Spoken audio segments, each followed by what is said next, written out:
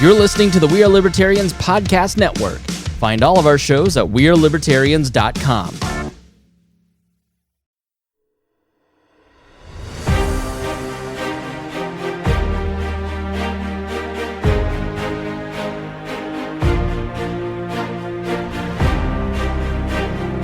As a nation, we have an important question to answer.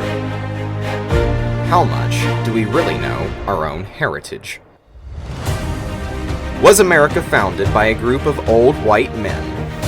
Or has our story always been diverse? Were we able to deal with the injustices of our past through malice and vengeance? Or did we strive towards a higher ideal?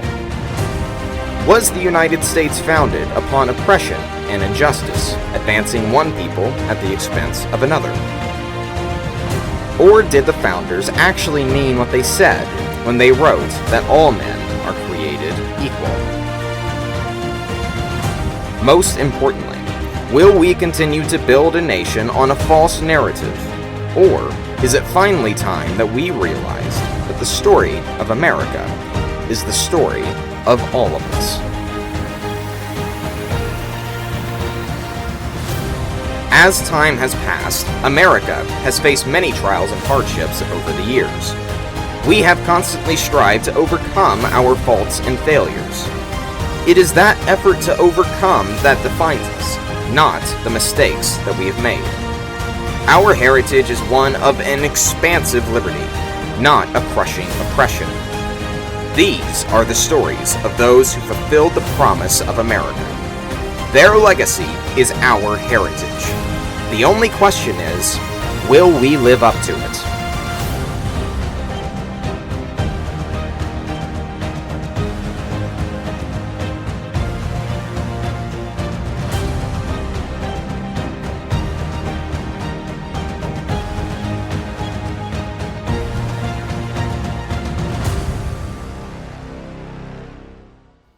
For decades in schools across America, children have been taught at some point that the Founding Fathers were a group of privileged white men, many of whom owned slaves. Furthermore, because of many of their conflicting interests in slavery, this evil institution could not formally meet its end until the 1860s, many decades after several other countries had already abolished it outright. This characterization isn't entirely wrong, especially depending on how a founding father is classified. If we are talking about the individuals who either signed the Declaration of Independence or the Constitution, then it is of course true that they were a group of white men. Yet upon further examination, this is a rather weak and shallow definition of what makes someone a founding father. Thomas Paine, the author of smashing sensations like Common Sense and the American Crisis, is widely regarded as a vital founding father. Yet he never signed any of our founding documents. Paul Revere, the famed midnight rider at the outset of the American Revolution, is widely regarded as a founding father who played one of the most crucial roles in the forming of this nation. Yet he, like Paine, did not put his signature on either document. It doesn't take much reasoning before realizing that this definition of what makes a founding father is shallow and flawed at best. In fact, this definition is not only a weak threshold, it excludes some of the greatest champions of freedom, both male and female, from our history and from our memory. Founding fathers were people who made significant contributions to the idea of America at the outset. The spirit and consciousness that guided us for almost 250 years. Understanding this allows us to see that the Founding Fathers were not merely a group of white men. In fact, some of them were not founding fathers at all, but rather founding mothers. One founder did more than anyone else to set America toward a path of total emancipation. In fact, not only was this remarkable person a woman, she was also a slave herself. Through her stunning intellect and conviction in the belief that all people are created equal, she won her freedom, both for herself and for all others. This is the story about Mum Bett, the slave who took her master to court. In the mid-1740s, an infant slave girl was born in Columbiana County, New York. With how poorly records were kept at this time, especially for slaves, her exact birthday is unknown. But Mum Bett was believed to enter the world in the year 1744. Mum's life began extremely ordinary for slaves in the 18th century, although her circumstances were better than most others like her simply due to the fact that she was born in the North rather than the South. The realities of slavery were still cruel and harsh. She and her sister Lizzie grew up on the plantation of Peter Hogeboom until his daughter married Colonel John Ashley. As a gift to the newly wedded couple, Peter gave Mum and her sister Lizzie to work as slaves for both of them. John Ashley was a wealthy citizen of Massachusetts society. He lived in Sheffield, Massachusetts, and served as a judge of the Berkshire Court of Common Pleas. He was also a budding patriot. In 1773, Colonel Ashley presided over a committee that would go on to form the Sheffield Declaration. This declaration would proclaim that, quote, mankind in a state of nature are equal, free, and independent of each other, and have a right to the undisturbed enjoyment of their lives, their liberty, and property. Having served in the French and Indian War, he, like many of his contemporaries, was none too pleased with the increasing rate of British taxation and oppressive measures. The colonists had already been asked to give up their lives during the war. Now they were expected to foot the bill as well. All the talk of freedom and independence wasn't extended to Mum Bett or her sister, however. While John Ashley was kind and patient enough with Bett, the same could not be said of his wife. Hannah Ashley was a notoriously cruel and vile woman. Everyone across town was aware of the sharp contrast in demeanor between her and her husband. Whereas John was calm, level-headed, and kind, Mrs. Ashley was almost spiteful. She lashed out several times against her slaves. She also harbored a strong hatred toward any young woman seeking her husband's help. In one instance, a young woman, no more than a child, traveled to Ashley's home alone seeking legal counsel. When she arrived, John was not there, but Mum Bett was. She informed the young girl that her master was not home, but he should be arriving before nightfall.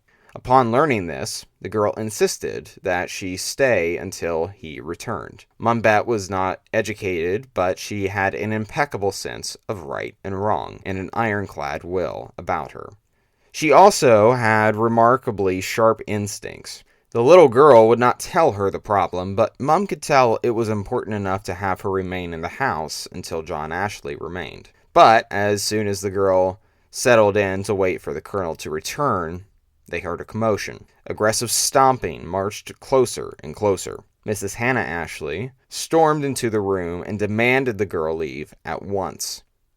Bett noted that Mrs. Ashley's eyes were, quote, flashing like a cat's in the dark. Her rage could not go unnoticed. Mum Bett resented her bondage.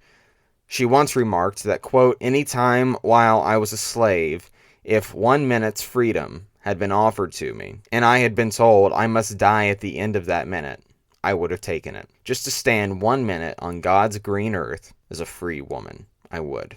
Yet, her condition never prevented her from doing what was right. As Mrs. Ashley demanded the young woman leave, Mum Bett stood her ground. She ran to the child to comfort her from Mrs. Ashley's vulgar rage. Then, when Mrs. Ashley definitively declared, she shall go, Mum Bett defiantly declared back, no, she shan't. As to not merely seem insubordinate, Bett continued to argue that if the girl has a complaint to make, she has a right to see a judge. That's lawful, and stands to reason besides. Of course, she was right, and Mrs. Ashley could not argue with that. She knew when Mum Bett was not going to let her foot up after it had been put down. It didn't stop her from trying to get in the last word, but she did leave, and the girl remained until John Ashley returned. Mum Bett may not have been a lawyer by any stretch of the imagination, but she had an undeniable common sense about her. Her understanding of logic was impeccable for a woman in her condition with no formal education. She knew that in a just society, everyone must have the right to seek legal counsel and be offered equal protection under the law, no matter how young. This would go on to help shape Mum Bett's understanding of equal rights later on in life. But for now, It ensured that this little girl would get the justice that she deserved. And she certainly deserved it. After John Ashley arrived, the little girl proceeded to detail a horrific case of sexual abuse by her father. She waited so long for John Ashley to return because heading back home could put her in danger. As she worked up the courage to go into detail about the case, Mum Bett stood by her the entire time. She gave her story. Her father was eventually arrested, tried, and sentenced to death for unspeakable crimes. The little girl only managed to receive some measure of justice because Mum Bett just happened to be in the house when she sought Colonel Ashley's help. This would be far from the last time that Mum Bett's unwavering sense of justice would prevail. As revolution neared in the American colonies, John Ashley increasingly came at the center of rebel activities in Massachusetts. In the early 1770s, he would invite over friends and associates to his home for dinner. Afterward, they would stay and gather around the fireplace, discussing what should be done about British oppression. Things were still incredibly tense in those days, so they had to be careful. If the wrong person overheard them, they could be accused of treason. Little did they know someone was overhearing them, but it was not a loyalist sympathizer. Rather, it was Mum Bett. At these meetings and dinner parties, the company would gather around and talk about their rights as English citizens. Of course, Bett didn't chime into the conversation, but she wouldn't easily forget what she overheard. As she and Lizzie prepared refreshments, they quietly approached the room where they were meeting. The closer they got, the men's words became more clear. She overheard them reading some declaration stating that Great Britain has deprived them of, quote, those invaluable rights and privileges that they were entitled to. At this point, Bett knocked on the door, and the room hushed. John Ashley had given the command to enter. Mum Bett and Lizzie came in with a platter, and a sigh of relief was exhaled. Colonel Ashley signaled for them to come in and pass out refreshments to those in attendance. Bett noted many familiar faces, 11 in total. One man paused as Bett was distributing his share to look her in the eye and thank her. This must have been a bit odd for her. Slaves were not often shown gratitude. As it turned out, this young man, Theodore Sedgwick, was the man that was reading the declaration that she overheard. As they finished, Bett and Lizzie collected their trays and shut the door behind them so that the men could continue their meeting. Sedgwick continued where he left off, reading the document. Instead of returning to their quarters, however, Bett stopped Lizzie to allow them to eavesdrop just a little bit. They listened as Sedgwick boomed that, quote, mankind in a state of nature are equal, free, and independent of each other, and have a right to the undisturbed enjoyment of their lives, their liberty, and property. It was the Sheffield Declaration that she was listening to. Resolved, Sedgwick continued, that the great ends of political society are to secure in a more effectual manner those rights and privileges wherewith God and nature had made us free. These words resonated deeply with Bett. This was exactly what she knew in her heart to be true, but didn't understand how to put it into words. While Mum Bett was not exactly the first person these men had in mind when writing these words down, it nonetheless helped to alter her life course. For now, however, they would only serve as an inspiration for her to wake up each day and strive towards a greater purpose. She didn't know how or when, but she resolved that one day she would be free. The Sheffield Declaration was approved in 1773. In less than 3 years, the colonies would engage in an open state of rebellion against the crown. The shot heard round the world rang out in Lexington and Concord on the other end of the Massachusetts colony. John and Samuel Adams went back down to Philadelphia to participate in the Second Continental Congress. By that summer, in 1775, Congress organized a Continental Army with George Washington at the helm. By the following summer, Thomas Jefferson penned the Declaration of Independence, parts of which echoed the Sheffield Declaration in January of 1773. Within a few short years of Mum Bett's overhearing of the talk of liberty and equality, America had formally become a free and independent nation. Free, that is, for select individuals. Nothing was for certain until the United States won the Revolution. Still, the promise of freedom after victory did not yet extend to all black Americans like Mum Bett. Slavery still existed throughout all the colonies at this time, not just in the South. For Mum Bett in Massachusetts, nothing yet had changed. Soon, however, that would no longer be the case. At the turn of the decade, Massachusetts was in the process of approving another document filled with language of liberty, the Constitution of the Commonwealth of Massachusetts. John Adams himself had drafted the document, and it was approved in 1780. A copy was rushed out to Colonel Ashley, and once again his house was full of chatter about independence and liberty. The Constitution immediately declared the equal rights of mankind. Article 1. All men are born free and equal, and have certain natural, essential, and unalienable rights, among which may be reckoned the right of enjoying and defending their lives and liberties, that of acquiring, possessing, and protecting property, in fine, that of seeking and obtaining their safety and happiness. Clearly, much inspiration was taken from John Adams' good friend, Thomas Jefferson. The parallels of the Declaration of Independence are unmistakable. It was here that Ashley looked up and noticed Mum Bett standing in the doorway, quietly yet attentively listening. Colonel likely assumed that she was waiting for instructions, so he had her grab some more wine for himself and for his guests. This may have been the case, but it is unmistakable that she was also taking in every word. It could hardly have been lost upon the sharp and observant Bett that freedom and equality are now the law of the land in Massachusetts. This spark in Bett's mind would soon forever change the trajectory of the country. But for the time being, Mum Bett had more immediate concerns. Hannah Ashley, John's wife, still managed to terrorize the slaves of the Ashley household. One day, Lizzie had scrapped some leftover wheat cakes from the oven because the fire wasn't cooperating with the lunch that they were preparing. Since they weren't going to serve their masters a bad lunch, she thought that she could eat the scraps.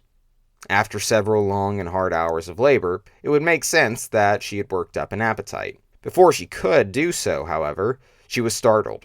"Thief!" screamed Mrs. Ashley. Neither Mum Bett nor Lizzie had noticed her standing in the doorway, but now it was too late. She went into a rage like a bull seen red. She accused the slave girl of trying to steal the food from her family and grabbed a coal shovel as she charged towards her, red hot, beaming from the oven. Mum Bett sprung into action and flung herself in front of Lizzie, taking a brutal blow to her arm that would have otherwise gone to her sister. The pain was immense, but Bett didn't scream. Nobody wanted to escalate the conflict any further, except for maybe Mrs. Ashley. She threw the shovel aside and stormed off. Mum Bett may have silently bore the pain in that instance, but this was her final straw. She was not going to live like this anymore. It was time for her to take her freedom for herself.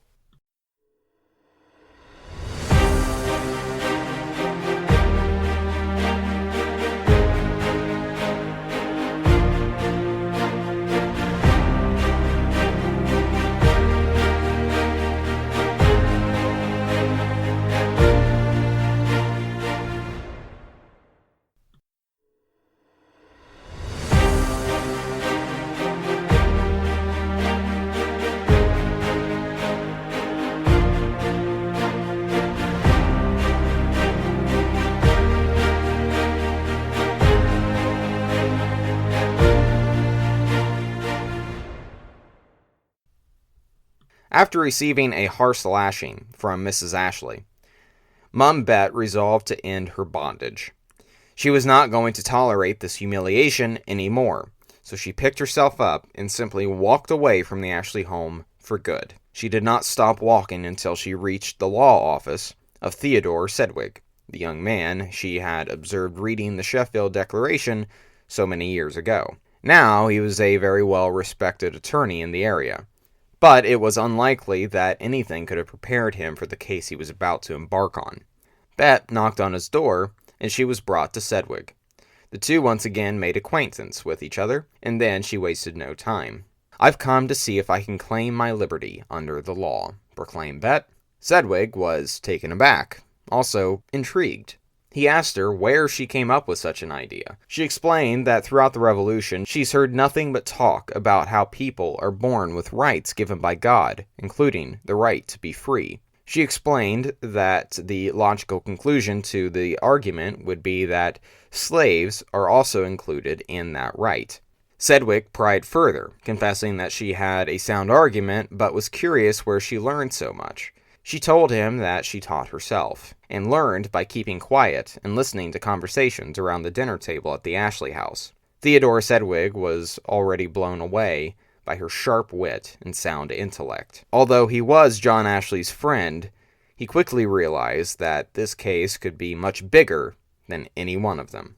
After pausing for a moment, Theodore Sedgwick looked up at Mum Bett and agreed to take on her case. She was officially suing for her freedom. This, of course, was no small task. It may have been Massachusetts, but Mum Bett was still a slave, and a female slave at that. Even within the institution of slavery, men carried more weight than women did. This was going to be the fight of her life. Sedgwick was all too aware of this unprecedented challenge that he faced, so he immediately started to stack the deck in his favor. In addition to Mum Bett, Sedgwick had a male slave from the Ashley family named Brom also attached to the lawsuit. Doing this increased the likelihood of their success, but nothing was certain just yet. Colonel Ashley was not going to sit idly by while his reputation was at stake. An attorney himself, he held nothing back, finding the best lawyers. The case started off well for Bett and Brom. Sedgwick and Tapping Reeve, another attorney helping on the case, petitioned the court that the Ashleys should relinquish ownership of Bett and Brom. The court agreed with the petition, but the Ashleys refused, claiming to their right of servitude. In other words, the right to own another person in bondage. This brought the case to trial in Great Barrington, Massachusetts. It is important to note that Sedgwick had every rational reason not to take on Mum Bett's case. Of course, he and John Ashley were friends, and taking on his slave as a client had a potential to ruin their friendship. This must have crossed the mind of Sedgwick at least once or twice, but nonetheless, he pushed forward. Another major internal conflict that he had was the fact that he was a slave owner himself. Records show that he owned at least one slave early in his life. It is unlikely that this fact was lost upon him. Instead of justifying his prior status as a slave owner, however, Sedgwick was now atoning for it by working on the possibility that all people could be free. As the trial began, Sedgwick and Reeve argued that, quote, no antecedent law had established slavery, but in any event, even if such laws did indeed exist, they were, quote, annulled by the new Constitution of Massachusetts. This was the crucial argument. The Constitution of Massachusetts was the new law of the land, and while it didn't outright declare slavery abolished, it did declare that everyone was born equal, free, and independent. Such a claim could not be true if slavery were permitted to exist. Sedgwick and Reeve must have realized that arguing against Ashley's claim to Bett and Brom under the right of service was a futile effort, and they likely would have lost if that were the direction that they went. By arguing on constitutional grounds, their case was strong enough to convince the jury to agree with them. They won. After deliberating, the jury announced that, quote, the aforesaid Brom and Bett are not, and were not, at the time of the purchase of the original writ of legal Negro servants of him, the said John Ashley, during their life. Not only that, but John Ashley was ordered to pay back Bett and Brom 30 shillings in damages. At first, John Ashley appealed the decision, attempting to take it to the state Supreme Court, but he later dropped it. He was likely advised of the inevitable outcome that the court would uphold, not overturn, the decision on Bett's case. Since Ashley backed down, Mum Bett could finally take in what had just happened. No longer would she live in bondage. From that point on, she was forever a free woman. Mum Bett was jubilant. After securing her freedom, Sedgwick asked her what she wanted to do with the payment of damages that she had just received, to which she replied, pay the lawyers handsomely. She was overwhelmed with emotion and joy. This was a day that she never imagined would come. But her case was so much bigger than just herself. Since it was argued on constitutional grounds, it meant that slavery was no longer permitted in the Commonwealth of Massachusetts, making it the first state to unconditionally ban slavery in 1781. Vermont may have done so in 1777, but this was not yet part of the Union. Additionally, Pennsylvania approved a gradual ban on slavery in 1780, but that took time. By the 1790 census, Massachusetts was the only state not to report any slave population within its borders. It seems appropriate that the land of Pilgrim's pride and the cradle of the Revolution would also take the first steps to outlaw the practice of slavery in the new nation. Now that Bett was a free woman, she had many choices to make, the first among them being whether or not to change her name. While Mum Bett knew nothing but a life of bondage and suffering, she was determined to start anew. After securing her freedom, one of the first free choices that she made was to change her name to Elizabeth Freeman. Very fitting under these circumstances. After Elizabeth Freeman started her new life of liberty, she sought employment. Additionally, she was eternally grateful to Theodore Sedgwick. And given the fact that she needed to make money as a free woman now, she offered to be Sedgwick's domestic servant. Obviously, since she lived her whole life as a slave, she had limited skills to employ her. Living as a free servant allowed her to stick to what she knew while getting paid and maintaining her dignity at the same time. As a servant in the house, she became almost like a member of the Sedgwick's family. The children loved to be around Elizabeth Freeman, and the feeling was mutual. Sedgwick's daughter called Freeman a pillar of the household after being hired. She helped defend the house from marauders during Shays' Rebellion, and one of Sedgwick's sons noted that she was as familiar to him as I knew either of my parents. Elizabeth Freeman truly made the most out of her freedom. She lived an honorable life and saved up enough money until she was able to purchase a home of her own. The young Mum Bett, overhearing talk about freedom and equality as she lived in bondage in the Ashley house, looking over her back to keep an eye out for the terror of Mrs. Ashley, never could have imagined that not only would she be free one day, but save up enough money to purchase a home of her own. This was a moment of immense pride for Elizabeth Freeman, but she never allowed herself to forget the blessings that she had been given. After retiring in her own home, paid with her own free dollars, Elizabeth Freeman finally passed away on December 28, 1829. She never got to live in America totally removed from the sin of slavery. 35 years after her death, however, after 5 years of a brutal and bloody war, Congress passed the 13th Amendment on January 31st, 1865. In it, it declared that, quote, neither slavery nor involuntary servitude, except as punishment for crime whereof the party shall be duly convicted, shall exist within the United States, or any place subject to their jurisdiction. Despite not living long enough to see it happen, the path that Mum Bett set the country down finally paid off. Thank you, ladies and gentlemen, for tuning in to yet another edition of Profiles in Liberty. I must say that despite this being one of the shorter episodes that we have done, it is one of my absolute favorite stories, and it is one story that I think showcases what this country was all about from the very beginning. A lot of people point to the progress we make as in contrast to those founding values, but I think this story properly highlights just how much those founding values were meant to provoke that progress from the outset. And Mum Bett is somebody who may be well known regionally in places like Massachusetts, but she is really someone who deserves to be known as a founder of this country. She is the reason why the spark of abolition began in this country.